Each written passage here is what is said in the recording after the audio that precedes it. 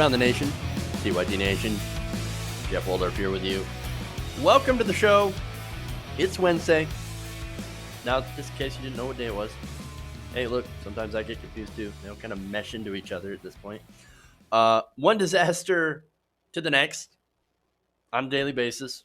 Trump era for you. Okay, we got a good show for you guys today.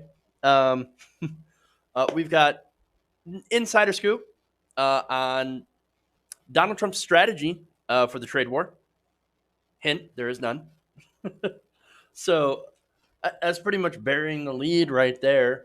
Nonetheless, we're going to talk about that story. Fascinating. Then we have Trump congratulating Poland. I know I didn't get to the story. I know it's a couple days old, but I saw it and I was like, I got to talk about this because it's ridiculous. And look, there's some, I think maybe some people are being a little unfair. What? Okay, we'll talk about it. That's interesting. Then we have Lou Dobbs, absolutely triggered by Trump critics. We'll talk about what he says and why it's incredibly dangerous. Then we have Ben Shapiro gets mocked for railing against capitalism. What? I know it's ironic. There's some irony to that story, so definitely it's definitely going to be a lot of fun. And then we have Bernie Sanders and The View arguing with, well, no, sorry, wrong word, but educating Meghan McCain on what it means to actually do bipartisanship. Fascinating. And I've got examples of why Bernie Sanders is actually in one of the best positions to do bipartisanship, actual bipartisanship. And I'm going to tell you what that guy's, what that means to me. And I'm sure you guys will agree. And if you don't, that's fine. Okay. Anyway, so that's the show. That's what we're going to talk about today. So please like and share the stream if you haven't already. Very, very helpful. If you do, helps boost up our numbers. And, you know, gets more people engaged. I like it when you guys are engaged, reading your messages and all that stuff. So you can do that. That's great. Messages from members and non-members on YouTube alike. You can support the show, by the way, by becoming a YouTube member. So by hitting the join button below. You can also support us by becoming a patron, patreon.com/TYTNation. That, of course, in big part, helps the show. Okay, so all that stuff, all the links into the description below. All right, so I'm still waiting for a video from the panel that I was on, but once I get that, I actually want to do some critique of myself. I've been known to be my biggest adversary, I should say, my biggest critic. So that should be interesting once I get that video, and probably we'll do in the next couple of days. We'll have that, so that should be a lot of fun.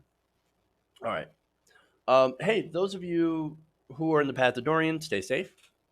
Make sure you got plenty of supplies if you're able to. And, if you're not being price gouged, because that's awful and horrible, again, hope everybody stays safe. All right. So that said, let's get into the show. Let's start out with Trump. Of course. Okay.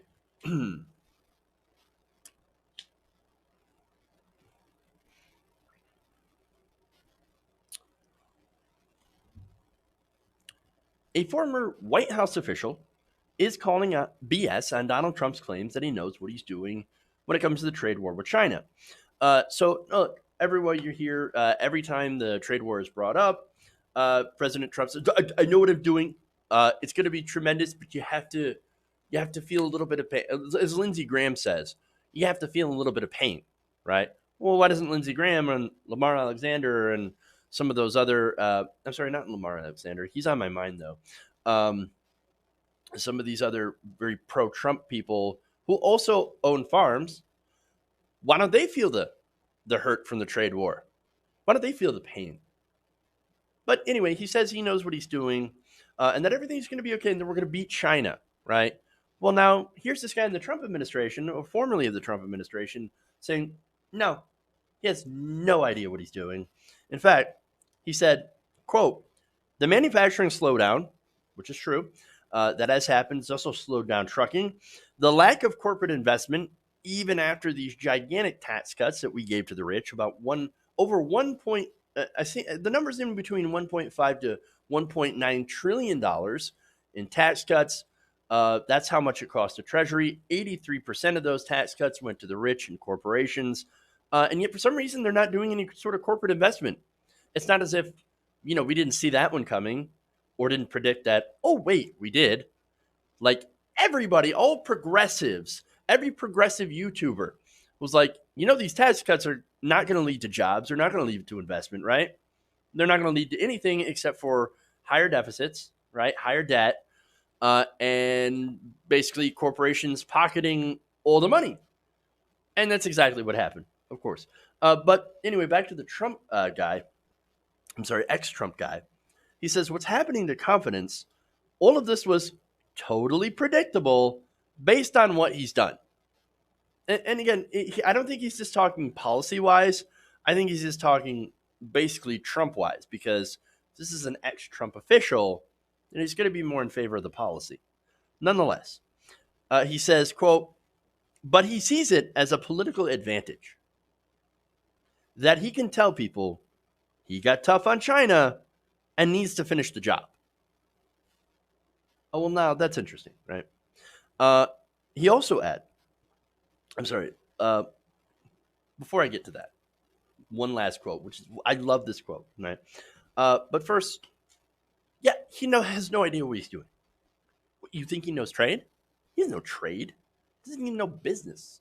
The guy went bankrupt 6 times. All Trump knows is how to get into massive debt, because he's not a smart person. He makes terrible decisions. And then, as a result of those terrible decisions, he racks up all this debt and then dumps it on somebody else, the taxpayer, through bankruptcy before moving on to the next scam.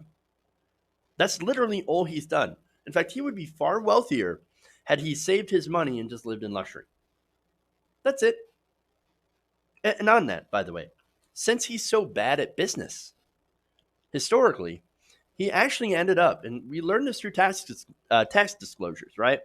He ended up borrowing billions of dollars from Deutsche Bank in order to continue investing in failed businesses and living his opulent lifestyle. All of that is fact. We know this.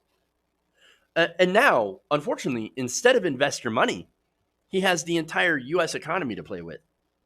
Yikes. And that, of course, is related to the world economy. I mean, look, you don't think we just exist in a vacuum, do we?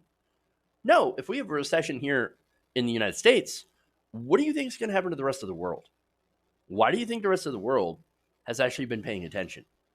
Why do you think there's actual discussions going on in other countries about abandoning the United States as the world's reserve currency? You know what that would do? That would be an absolute disaster for the United States. So now that official says it's not good and it's not going to get better. In fact, he said, quote, the sad reality is in the first 1,000 days of his presidency, he has managed to get rid of everybody who would tell him the truth or anything he didn't want to hear. Also true. And why did he do that? Because he's a thin-skinned snowflake. He is a baby that cannot handle mild criticism. Even like oh, hey, you know what's a better way to do this? This way. Dude, what are you saying? I'm wrong? That's it. You're fired. Get out.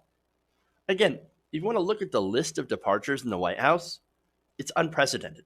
How many people that he has either fired or people who have just quit because the baby wouldn't listen to him. And then, of course, you have the people that get pressured out, but that I tend to lump that in as basically getting fired, right? I mean, this is what's going on. Now, let me give you that quote here. And this is what the staffer told Politico. He said, quote, frankly, when it comes to the trade war, the economy, etc., I don't think he really understands any of this. Of course. Of course he doesn't understand this. He's dumb. He's not smart. He's literally like, no, okay. You want to talk about mental decline. That's one thing, right? Do I think that Trump is in a state of mental decline? Yes, he is. But he's also incredibly stupid and has always been incredibly stupid.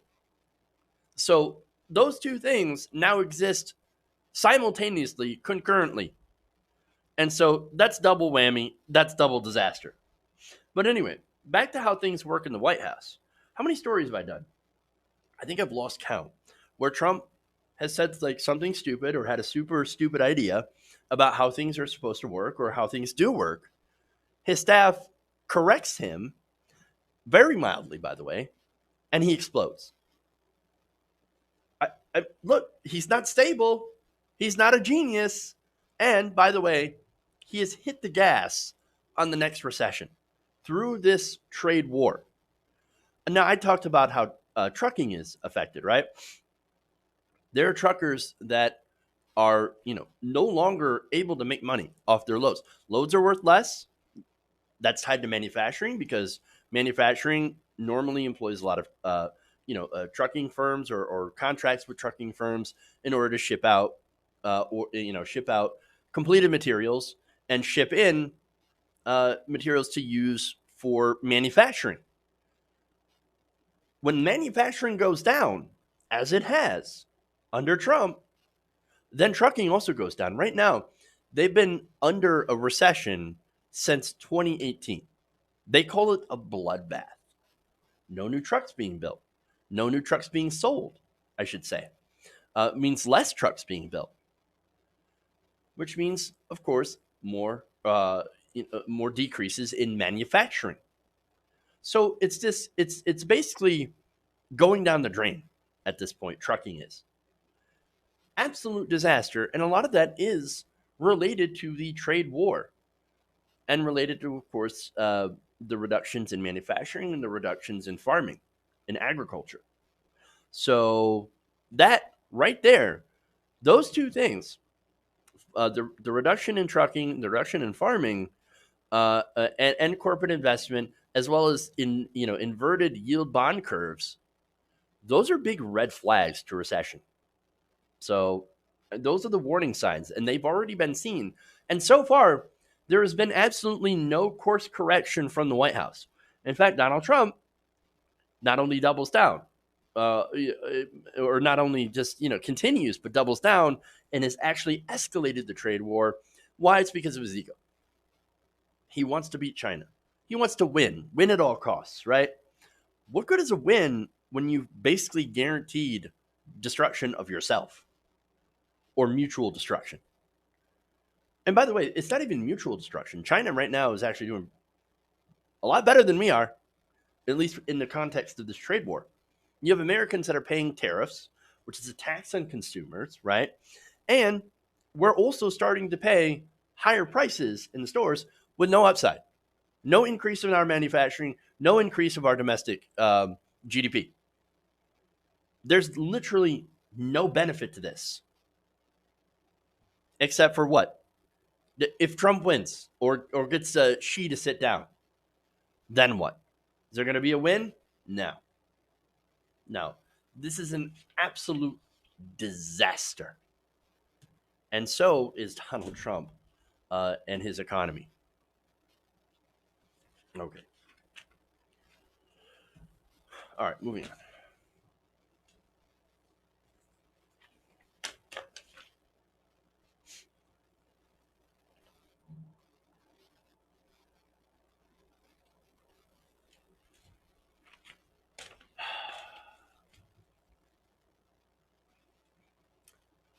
Now, President Trump had congratulated the country of Poland on the day that they were invaded by Nazis. I'm not kidding about this. But wait, it's not quite as bad as it sounds. Now, while speaking to reporters in the South Lawn, Trump was asked if he had a message for Poland on the anniversary of the Nazi invasion. Now, that took place on September 1st, 1939, so it was a few days ago when Trump was asked this question. A reporter said, Mr. President, do you have a message for Poland on the 80th anniversary of the Second World War? So now pay attention to that question because that's actually really important for the context. In response, he says, I do have a great message for Poland. I just want to congratulate Poland. It's a great country with great people. We also have many Polish people in our country. It could be 8 million. We love our Polish friends, and I will be there soon. Now, look, Trump had to cancel his trip because of Hurricane Dorian and all that. So, okay, no criticism there. Here's where the criticism starts. He has no idea what he's talking about. None. So let me give you context. Now, September 1st, as I mentioned, that's a day of remembrance in Poland. Remembrance, not celebration. This is not something that you congratulate someone for or a country for. Hey, congratulations. It's been so many years since you got invaded by the Nazis. Yay! It's been 80 years since the Nazis came and took over and killed millions of Jews. That's not something you celebrate, Mr. President. Oops. But again, he's deeply ignorant, so he has no idea what he's talking about. Now, the difference between, like I said, Trump and other world leaders who did weigh in is, again, they actually know what they're talking about. German President Frank-Walter Steinmeier marked the occasion by asking Poland for forgiveness for his nation's aggression. He said, quote, this was a German war crime. Whereas Trump, again, says, congratulations. Now, again, I don't think it's congratulations for being invaded by Nazis. No, he's just stupid. He has no idea what he's talking about. Trump has no knowledge, no intellectual curiosity. He doesn't read. He doesn't read his briefings. And so it's not a surprise that he continues to embarrass us abroad. This is your stable, very stable genius. Now, Mike Pence, his vice president, he actually did read up on this. He has some knowledge. He visited Poland in Trump's place over the weekend, and he said, quote, it is difficult for any of us who are not Poles to fathom the horrors that began here 80 years ago. On this day, the 1st of September, 1939, while the hearts of every American are with our fellow citizens in the path of a massive storm, today we remember how the gathering storm of the 20th century broke into warfare and invasion, followed by the unspeakable hardship and heroism shown by the Polish people. Now, in that speech, he also called out the twisted ideologies of Nazism and communism. Well, at least he called out the Nazis. And now what's funny about that, right? He also said there was the unspeakable evil of the Holocaust that he also called out. So that's really important, right? So now here's the thing. More than 3 million people, that's 3 million Jewish people, were murdered, okay, by the Nazis. Now, there are people that support Trump that don't believe that happened, that deny it to this day. Complete and utter insanity, right? So now, look, Donald Trump's not a Holocaust denier. Let's be fair about that. But he has fed into a lot of tropes that are anti-Semitic, whether it be putting Hillary Clinton's face in the Star of David in one of his ads, or talking about how this room sees more negotiations than any other room, talking to a group of Jewish Republicans, okay? And so talking about all this stuff and doing all these ridiculous tropes against Jewish people. I'm going to take on the globalists, the global financial elite. That's stuff that, of course, echoes David Duke, because, again, this is a guy who believes, David Duke, who believes that Jews run the world and Jews run all the banks, when there's actually a lot of bankers that are definitely not Jewish. So it's important to point that out, right? He also said that the people on Charlottesville were originally, both sides were good, right? Now that other side had the KKK, neo-Nazis, white nationalists, white supremacists. Well, white nationalists, white supremacists, and neo-Nazis, kind of the same thing. That sort of same hateful philosophy towards Jewish people and people, of course, of other colors. But look, here's the thing. This is less about his racism and anti-Semitism and his tendency to believe conspiracy theories, and actually more about him being just really dumb. I mean, look, uh, not only is he a dumb person, but he's also incredibly lazy. And the reason is it's so easy. If you're going on a trip, you might want to look it up. Or if you're, going to consider visiting Poland on the 80th anniversary, something that's important for another country, but not necessarily yours. But if you actually did plan on going, you would read up on this and go, "Oh, okay, this is why this is not a celebration. This is why you don't say congratulations." But he can't help himself. He says the wrong thing in so many ways and so many times at so many times. And it's just that's part of him being lazy. He's too lazy to learn the history. But of course, in order to not be lazy, it turns out you might actually have to care about other people than yourself so that you can at least muster up the ability to pretend that you actually care what you're talking about. And Trump just does not have that ability, unlike past both Republican and Democratic leaders, I'm sure. He just can't be asked to actually pretend to give a crap. And that's unfortunately the mark of a sociopath, and that's what we have as president. Yikes. Okay.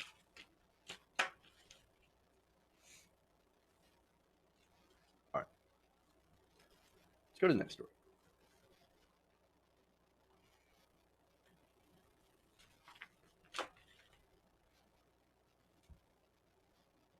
And you scratch an anti-Israel person deep enough, and you're going to find a lot of them are anti-American and just hate what America stands for, and therefore hates America's strongest ally, Israel. And with that, I'm going to take the last word. I am so tired of hearing the rationalization of the left in this country because they hate Donald Trump inexplicably and without foundation. They choose to hate America. So that was Fox host Lou Dobbs, as well as Alan Dershowitz, making an insane argument that if you do not like Donald Trump, if you criticize him, then you also hate America. Yeah. So that's it. That's his message. Fall in line. Love the supreme leader, and if you don't, you hate your country. Now, there's so many problems with that. Again, imagine if a Democrat had said that about Obama. If you don't like Obama, right? If you don't love Obama, if you criticize Obama at all, you hate America. Now I know there's this, but anybody who criticizes Obama is a racist. That's also not true. And an absolute ridiculous premise. It's the same thing with Hillary Clinton. If you don't like Hillary Clinton or if you don't agree with her, then you're a sexist. Also super ridiculous. And so we see it from a lot of different sides. But primarily right now, we're seeing a lot of that from the right wing. If you don't agree with Trump, you're anti-American. And this even went back to the Bush years, where if you don't agree with George W. Bush, if you criticize George W. Bush or the Iraq War at all, well, then you not only hate America, but you also hate the troops. So it's an absolute ridiculous notion being peddled by Lou Dobbs and Alan Dershowitz, man. But here's the thing.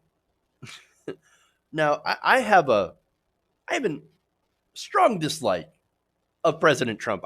I think that's obvious, right? But contrary to what Lou Dobbs and Dershowitz were saying, it actually is founded.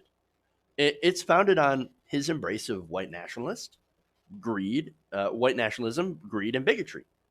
It's also founded on the fact that under this administration, we've been locking children in cages, pardoning criminals like Joe Arpaio.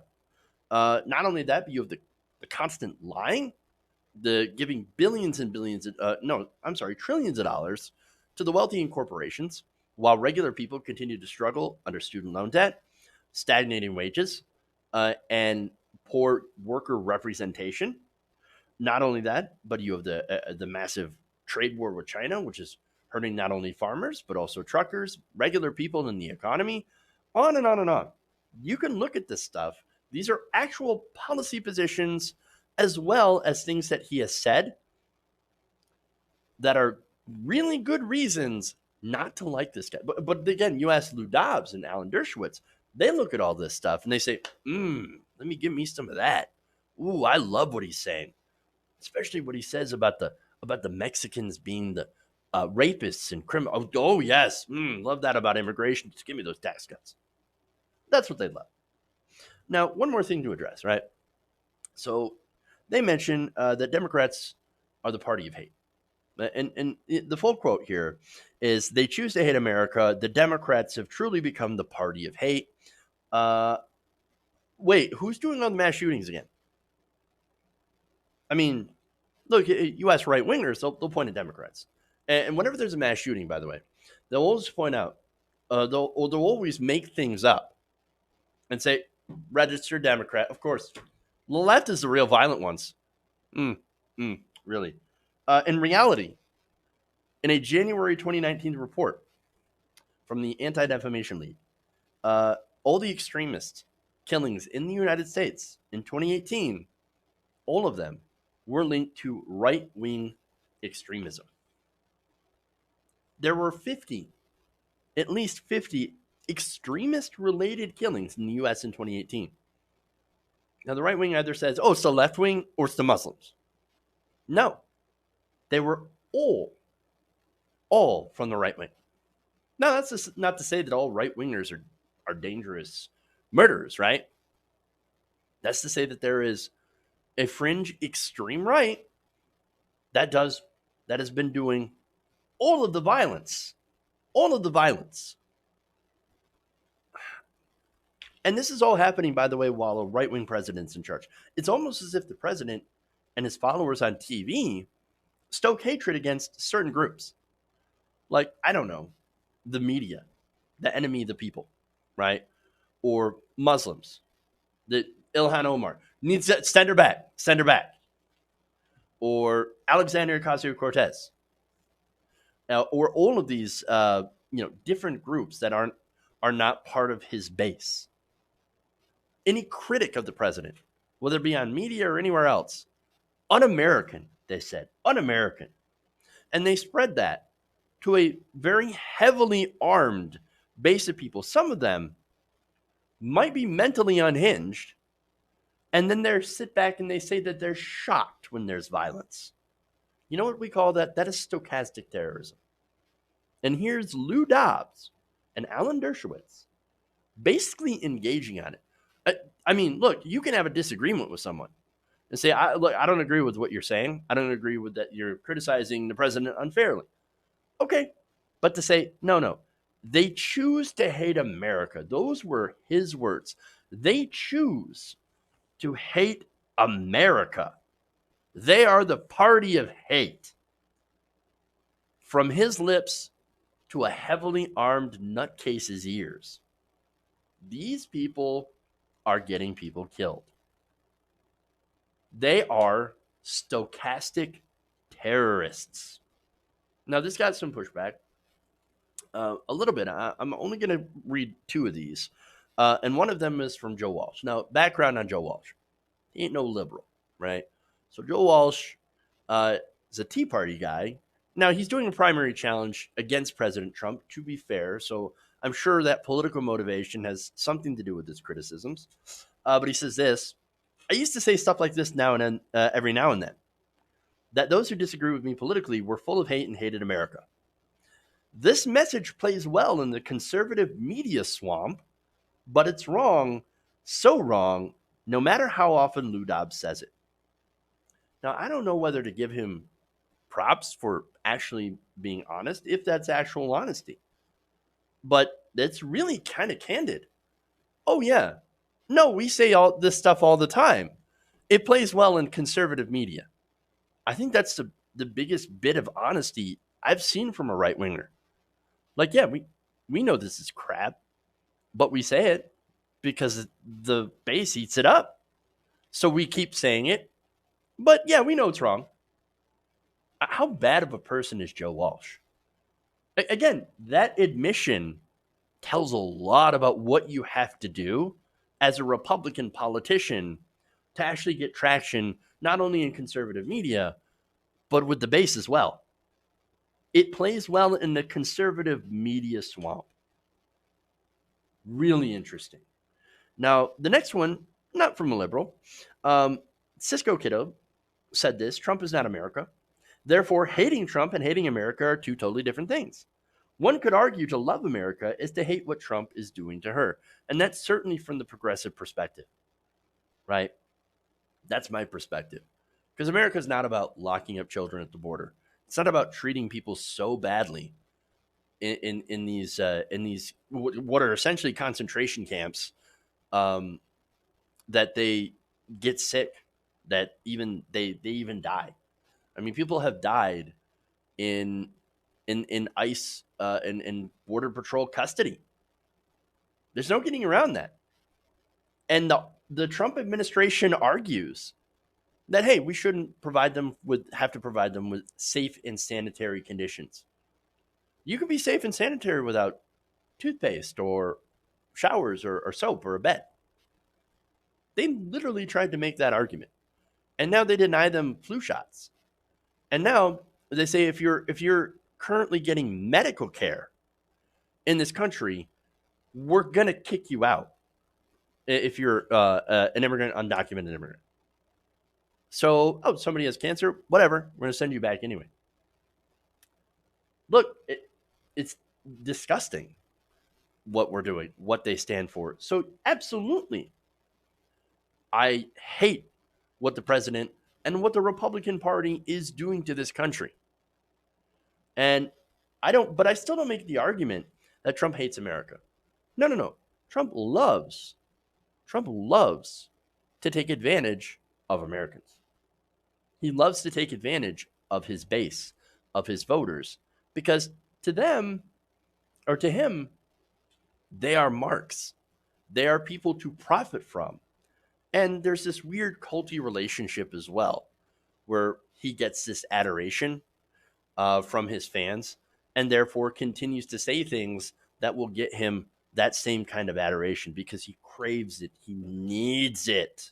He has to have it. So I don't think he hates America. He just doesn't understand it whatsoever. And he thinks ultimately that it's supposed to serve him.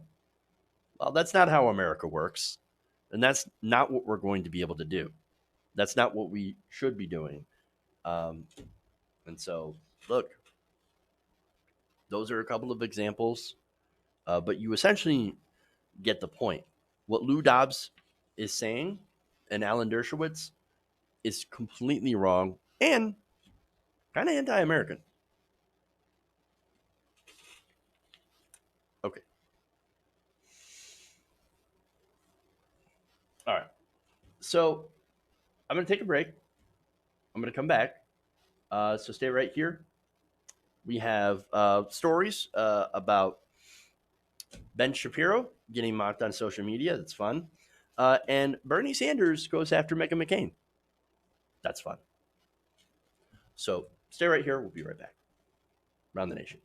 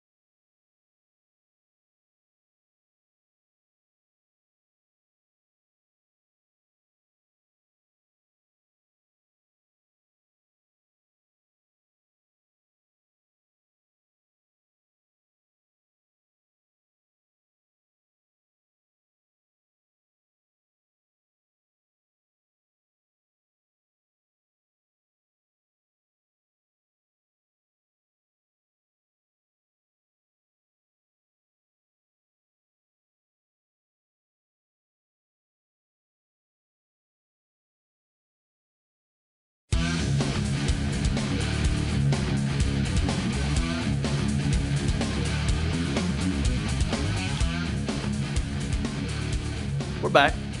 Around the Nation. TYT Nation, Jeff Waldorf here. Okay, so got a couple of comments that I want to read. One from channel member Sarge Tech says mass shooting. Republicans blame single parent homes, mental illness. Nothing about there being too many guns. I do kind of want to address that too. In the next story, especially some of the numbers because they're amazing.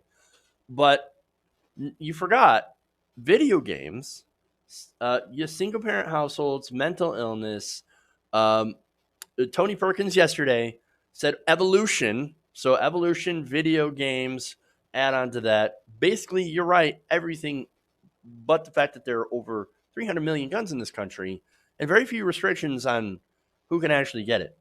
What was it? Dan Crenshaw earlier today on Twitter was talking about, if we have background checks and extra gun control, as AOC is trying to do, well, then how am I going to go and basically make purchases, private sales, or do private sales for my friends if we have these laws?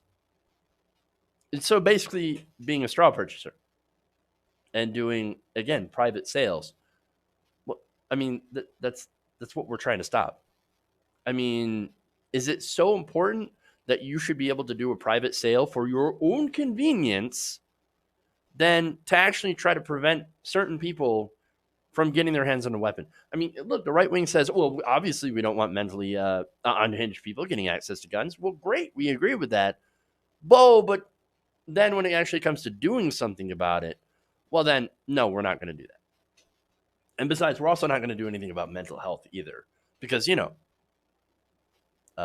universal health care is socialism, and we don't believe in that. So good point, Sarge. Eldridge Davis pointed out, and I was going to mention it, but I didn't think it was relevant to this. Joe Walsh still owes $120,000 in back child support.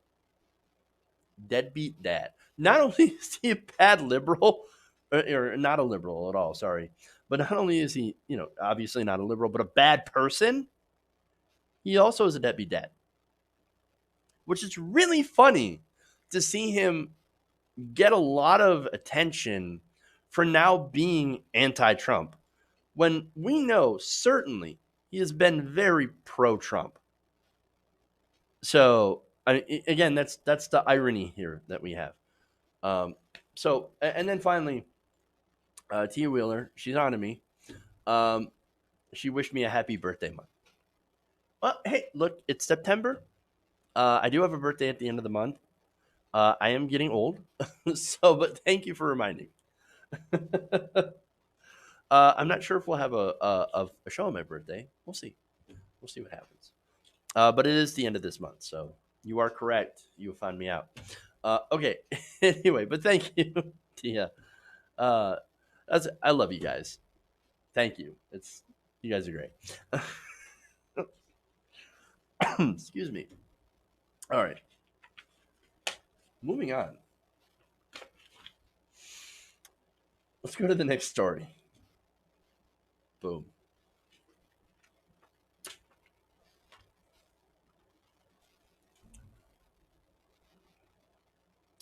Ben Shapiro is actually criticizing part of capitalism. Weird. Well, let me give you some context now. So recently, due to some of the recent mass shootings that have happened, both Walmart and Kroger have finally responded by saying that they were going to bar some customers from openly carrying guns in their stores. Walmart also said they would put some restrictions on selling ammunition. So now the right wing is having a little bit of a meltdown, as evidenced by recent tweets from Ben Shapiro. He said, the left has found a new way of implementing policy from the top down. This is fun. Without the use of government. Simply pressure massive corporations to do their political bidding. This is dangerous precedent and adds to the continuing polarization of the country. Are we now going to have politically segregated big box stores? So, wait. People not wanting to get shot while shopping at a Walmart, that somehow is adding to the polarization of the country. Wow. Okay, then. Uh, and it's also funny. It's coming from somehow the top down. So people organizing and saying, hey, you know what? It turns out I'm really not happy with Walmart having an open carrying policy. I just don't feel safe. That is somehow the top, from the top down. Yeah, okay. No, here's what happened. These companies are in charge of their own policies. I don't know if Ben Shapiro knows this, right? And if they find that being in favor or allowing a certain policy is going to lose them customers, then to me, it would make sense that they would change that, right? I mean, that in essence is sort of the argument that libertarians use about the free market and also free market conservatives like Ben Shapiro. Well, I mean, if the company faces backlash from the consumers for doing something that the consumers don't like, they will pressure the company to change their policy, and the company will change that policy. Well, that's capitalism, baby, right? And it's interesting to see Ben Shapiro now suddenly being against that core tenet of capitalism. But look, here it rings true, right? I mean, you can kind of liken this entire thing to when there are companies and bars and restaurants that have started to ban smoking on their premises, right? Banning cigarettes. Um, it's something that they decided that would be in their favor monetarily because these companies, they look at the cost benefit analysis more than anything else, right? And they think, okay, is this a good policy? Is this going to cost us money? Is this going to be made up in good PR? What's going to happen? And these companies make the decision based on money. I know it's shocking that these companies don't actually have a moral center, but in reality, their moral center is really predicated on, how much money they receive and how much good PR they receive from their decisions. I know it's shocking that corporations are not people, but that can also lead them, if the public feels a certain way on an issue that is more progressive, that can also lead companies to be in a more progressive position, to take a more progressive position. Look at Colin Kaepernick. That's another, that's a good example. There are other companies. What was it? Airbnb. They thought, hey, if we show that we're more representative and, more, I guess, progressive, diverse, then that's going to be good for us and our business. And it just happens to be more progressive. Wonderful. Wonderful. And of course, there are reactionaries on the right that are like, how dare you? How dare you, corporation, decide to do what's best monetarily for yourself? That happens to be politically progressive. Yeah, I can't believe you're politicizing this. These are the same people that, by the way, are like, I stand with Chick-fil-A. Or I stand with Hobby Lobby. Banning the birth control. Yeah, okay. Yeah, have it your way, man. So now Ben Shapiro, again, he's one of those people saying, how dare you? And that is the height of irony. And that irony did not go unnoticed through social media. Let me give you some tweets here because these are all great because they're dragging Ben Shapiro. Pam Key said, it's called the free market capitalism, Ben. Used to be a fan of it. I spend my money with companies that don't harm me and my loved ones, which is like everyone. Companies that hurt people lose business. Again, that is a free market ideology. This is not new. Why the whining? Weren't you anti-Nike a hot second ago? Oh, that's glorious. Holly Figueroa O'Reilly said this, how's listening to consumers bad for capitalism, Ben? The vast majority of Americans want gun control. Even the majority of Republicans want background checks. Let me give you some numbers on that, by the way. Because we do facts. We believe in facts here. The latest NBC News Wall Street Journal survey, it was back in August, so last month, before some of the most recent shooting, because we have a mass shooting every week or so in America. That's Tuesday. The latest poll found 89% of Americans favored expanded background checks for gun purchasers. 76% support so-called red flag laws that are used to identify dangerous persons and deny them access to a gun.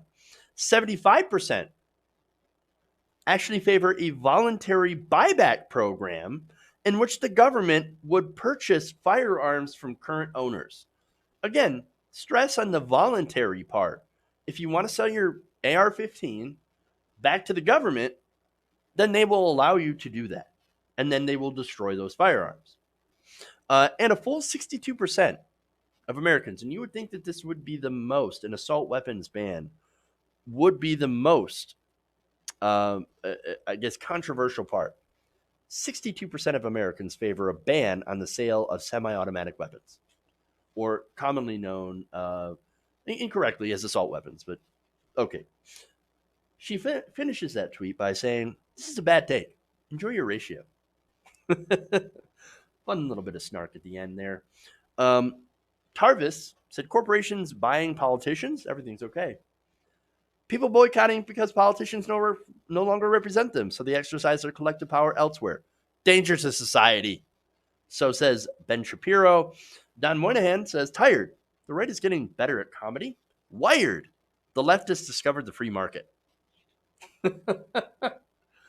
Look, most of us progressives believe in the free market, right? We believe in capitalism, social democracy, right?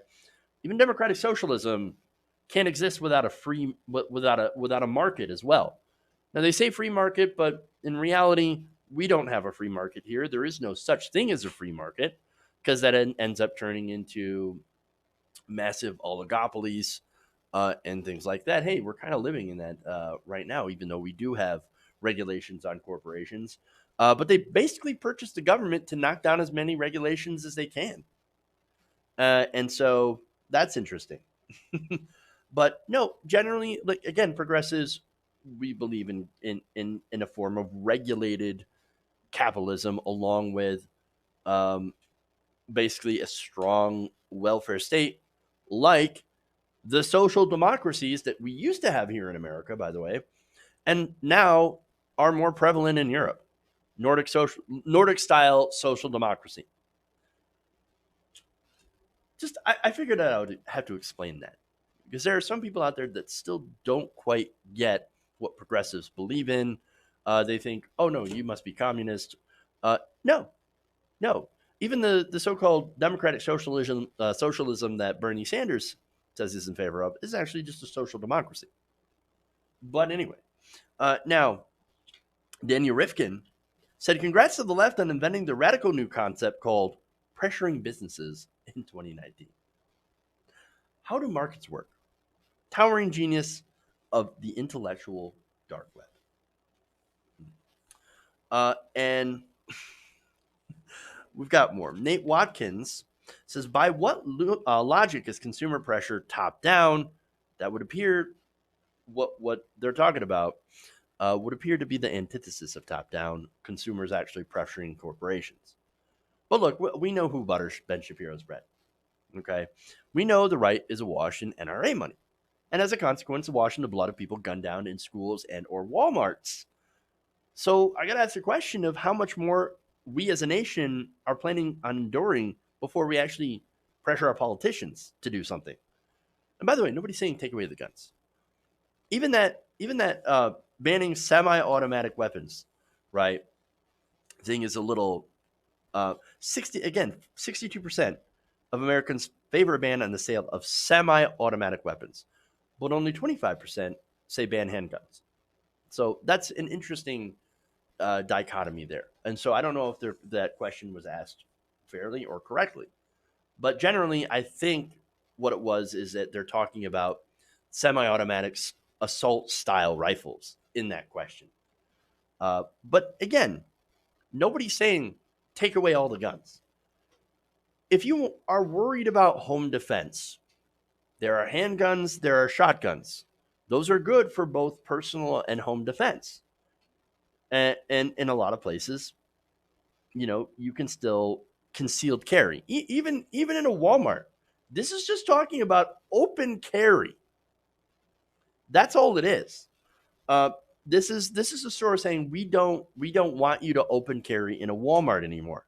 Because look, here's the thing: if you're you don't know if the guy that's open carrying a rifle or a pistol on their hip is a good guy or a bad guy. He might be a good guy. He might be a perfectly reasonable person who's just worried about their own defense. I get that, right? But we don't know. And more importantly, neither do the police. Police don't know. And so, look, that's why in El Paso, there were a lot of people that had guns because it's Texas, but yet nobody shot back. Why is that?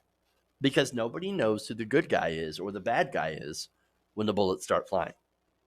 At this point, if you're not a police officer, you don't have a uniform on, or you're not, a person in the army that's got a uniform on to identify you, you are potentially the bad guy. Okay?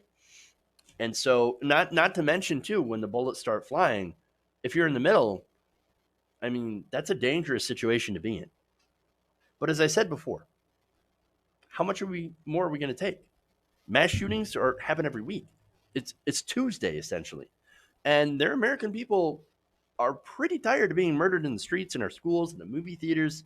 Also, people like Ben Shapiro and the rest of the pro-NRA, right-wingers that are not with the American people, not even with the majority of Republicans on the issue of guns, can continue to get a paycheck.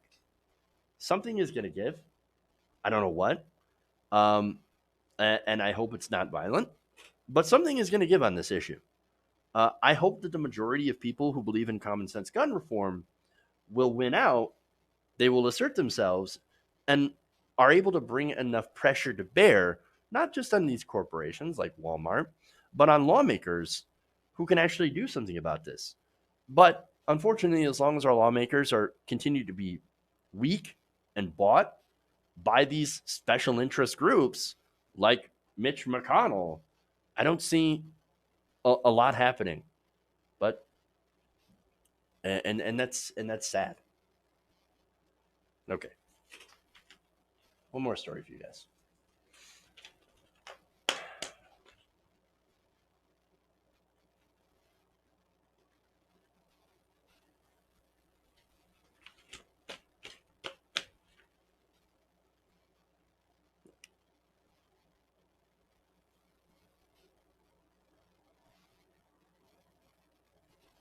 So I, work with your dad. I work with other people on issues where we can come together. That's what I think American politics is supposed to be about.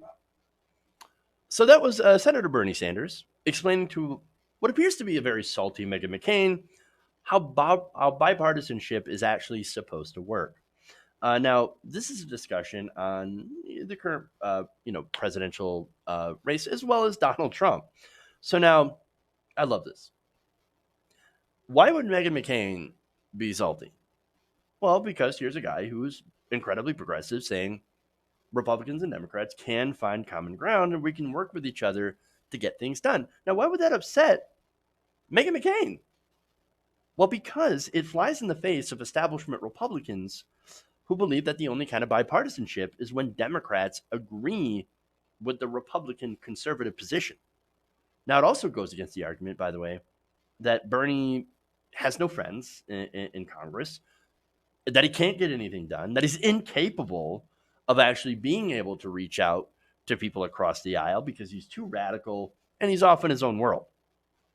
Now, those assertions are totally untrue, totally unfounded, and also a favored talking point to people on both the centrist, the Democratic side, as well as the Republican side, use against him.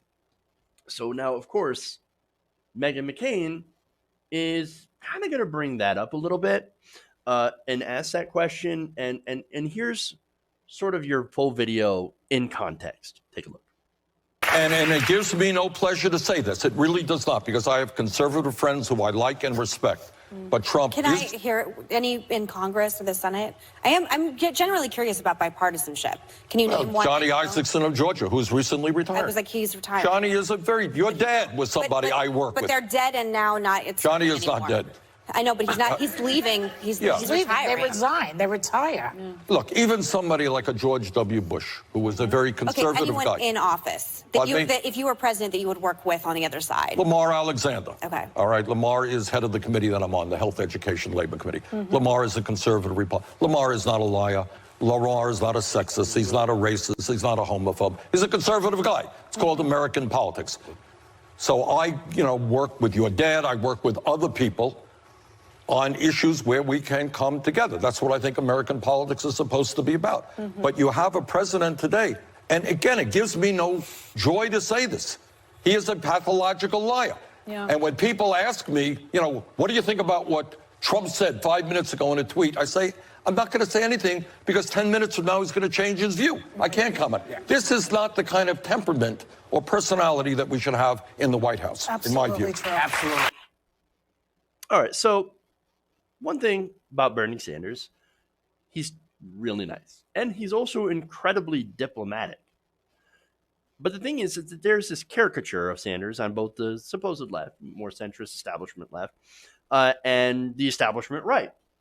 It's of somebody who is so far gone that he can't get anything done, that nobody's going to work with him, that he's too angry and too obstinate, and that he's totally unhinged. No, in reality, he's actually the amendment king. Now, let me show you where he got that name from. Back in 2005, Rolling Stone gave him that nickname when he was in the House. Now, at the time, that title came with the qualification of having amendments agreed to by record votes. Out of 419 amendments Senator Sanders sponsored over 25 years, 90% of them passed, and 21 of them got passed through roll call votes. Now, 425 versus 90. Now, you might think, wait, those are terrible numbers. But in reality, look, our system is set up in such a way that it's actually very difficult to get things passed. That's kind of the whole point, is to make sure that that these bills are incredibly deliberated so that we don't pass anything super quickly, right? It's made that way on purpose. So in our Congress, that's actually not bad at all. Getting those 90 of them passed over 25 years. Now you might say, look, yeah, but okay, so he's passed some amendments, and he's actually considered to be number 4 on the amount of amendments passed throughout his entire career when you look at Congress. Again, number 4, not bad. Now, you can look at how many bills he's passed, right? So he's put over 300 something bills. He's introduced, I should say, over 300 and something bills, right? I think it's 324, 325. Out of all of those bills, only about 3 passed. Now, 2 of them named post offices, right? So now you could look at that and be like, look, he can't get anything passed. He can't get anything passed. He can only pass post office changes. Okay, but one of the things he did get passed involved increasing disability compensation for veterans. So increasing the amount of money that veterans get through disability claims. Veterans like, I don't know, John McCain, who just happens to be Meghan McCain's dad, as she always tends to remind us. So, okay. Now, to give it context, look at Hillary Clinton. When she was in Congress, she passed about 3 bills, in about 10 years. So there's that. It's a very deliberative process. And look, Bernie Sanders, the whole idea that he can't do bipartisanship, not accurate. Now, that said, his ideas for a long time have actually been to the left of what was mainstream in Washington. Now, that's really important to think about, right? Because Washington is not the same as the rest of the United States. In Washington, they are deeply conservative, and they think the rest of the country is deeply conservative, and they all agree with the Republican position. As we've seen the polling for Medicare for all, free college, a $15 minimum wage, that is not accurate at all. And you can just look at the polls. You can look at all the different polls. For a time, you even had a majority of Republicans saying that they would rather have a single-payer government-sponsored insurance system. That's important. So now, again, his ideas are to the left of mainstream Washington. So a lot of his bills probably didn't do well because of that fact. Not only that, but Bernie Sanders often would not put his name on pieces of legislation to help it pass through. So I don't have an exact number on the times that he has done that he has left his name off of pieces of legislation that he has worked on to allow a Republican to pass it or to allow a different Democrat to be able to get the credit and pass it, because that's who Bernie Sanders is. So now what's interesting now is that his ideas have gotten a lot more popular, right? And since then, you've seen Democrats supporting these policies, Democratic politicians. A lot of people have signed on to his Medicare for All bill. And so that has Republicans like Meghan McCain not very happy because, look, and also you have establishment Democrats that are also really not happy about this as well, because bipartisanship in Washington has long been defined as basically agreeing with the Republican position. Democrats over the last, 25, 30 years have ceded so much ground to the Republicans. Now, one of it was fear because of, people like Jimmy Carter and Jim McGovern, right? You also had the anti-communism, anti-socialism stuff, the Red Scare, right? You also had corporate control of the media narrative. You also had an increased influx of money in politics from some of these Supreme Court decisions, Bilotti versus First Bank, and others like that for Citizens United. And so all these different factors have either both scared and rewarded Democrats for ceding the narrative to the right wing. So that's a little bit of a history of why Bernie's ideas are not popular in Washington, despite being popular through a large chunk of the United States. So getting back to Meghan McCain, even though she's literally looking at a senator who has worked with her father to do good things for veterans, wouldn't understand bipartisanship if it was literally sitting in front of her, and it was. And maybe, just maybe, her wanting to be right and not being right is why she might be so salty. Okay. That's it. That's all I got for you guys today. Thank you for going around the nation with me.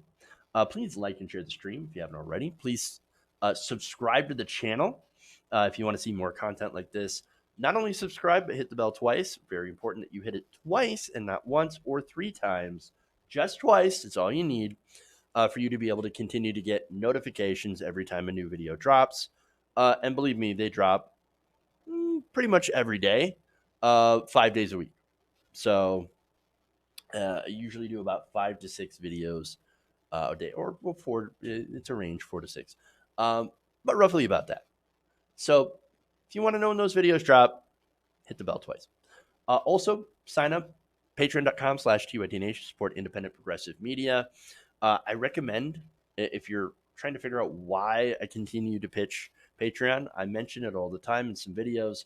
But there's also a new video today that was Farron Cousins of Ring of Fire talking to Mike Figueredo of the Humanist Report, explaining why it's so important for us to get support through you guys, through Patreon, and the different tricks, the demonetization that has been going on